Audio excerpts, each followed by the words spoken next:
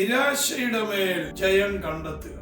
നമ്മുടെ ജീവിതത്തിൽ വലിയ പ്രശ്നങ്ങളിലേക്ക് കൊണ്ടുപോകുന്നത് നിരാശയാണ്. നമ്മുടെ ജീവിതത്തിൽ പരീക്ഷകളും പ്രശ്നങ്ങളും വരുമ്പോൾ നാം നിരാശയിലേക്ക് പെട്ടെന്ന് ഓടി മറയുകയാണ്. പരീക്ഷ സഹിക്കുന്ന മനുഷ്യൻ ഭാഗ്യവാൻ. അവൻ കൊള്ളാവുന്നവനായി തെളിഞ്ഞ ശേഷം കർത്താവ് തന്നെ സ്നേഹിക്കുന്നവർക്ക് വാഗ്ദത്തം ചെയ്ത ജീവകിരീടം പ്രാപിക്കും. കഷ്ടം വരുമ്പോൾ നിരാശയല്ല വേണ്ടിയത്, ദൈവത്തെ മഹത്വപ്പെടുത്തുകയത്രേ വേണ്ടിയത്. ഇത് നമ്മുടെ വിശ്വാസത്തിന്റെ ഫൗണ്ടേഷനെ ടെസ്റ്റ് ചെയ്യുന്നതാണ് പരീക്ഷ.